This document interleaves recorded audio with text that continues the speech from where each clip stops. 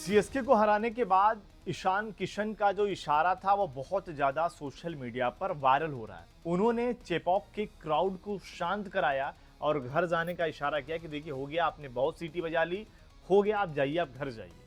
और ये कहीं ना कहीं सीएसके फैंस को बुरा तो जरूर लगेगा, क्योंकि एक तो मैच हारे हैं, ऊपर से इस तरीके सिचुएशन में आ रहे हैं कि जहां से आप क्वालिफाई कर सकते थे। उसके बाद ईशान किशन जब इस तरीके का सेलिब्रेशन कर रहे हैं तो फैंस कह रहे हैं कि यार हमने तो ईशान को बहुत ही सपोर्ट किया, वो उनके अंदर इतनी एग्रेशन कहाँ से आ गई। लेकिन एग्रेशन इस लिहाज से आई क्योंकि ये पारी अगर आप देखें, कुछ पारियां ऐसी होती हैं जो आपके लिए एग्रेशन, क्योंकि आपके लिए भी तो क्वालिफाई होना जरूरी था। एसआरएच के अगर आप देखें, वहां पर एसआरएच के फैंस बहुत कम ही नजर आ रहे थे, उनके लिए सेलिब्रेशन था। अगर आप देखेंगे ईशान किशन का कि कहीं ना कहीं वो इशारा चेन्नई के लिए भी था, घर जाइए, अपने फैंस के लिए भी था कि भाई ठीक है, आपने हमें सपोर्ट किया, आप जाइए, घर जाइए। तो कहीं ना कहीं ईशान का इशारा, उसके बाद उन्होंने वही नहीं रुके, उन्होंने उसके बाद अपने इंस्टाग्राम पर पोस्ट डाला जिसमें उन्होंने कैप्शन दिया कि भाई देखिए, जो विशल है उससे ज़्यादा बैट की आवाज़ जो है वो कहीं ना कहीं काम आती है। और यहाँ पर आपने देखा ईशान किशन, जो जब से इन्होंने झारखंड को चैंपियन बनाया उसके बाद से इनका क्रिकेट ही बदल गया। वो अलग बात थी जब इनको मुंबई ने हटा दिया था, मुंबई की टीम ने, जबकि मुंबई के लिए मुंबई को चैंपियन बनाने में ईशान का बहुत बड़ा योगदान रहा है। उनको बैक नहीं किया गया, उनको हटा दिया गया, लोगों को लगा ईशान टूट जाएंगे क्या, लेकिन ईशान उसके बाद से और बेहतर होते गए। ईशान ने झारखंड को एज ए कप्तानी में अगर आप देखेंगे, वहाँ पर चैंपियन बनाते हैं, इंडिया के लिए वर्ल्ड कप में आते हैं, वहाँ पर भी कमाल का प्रदर्शन करते हैं, इंडिया को भी चैंपियन बनाते हैं।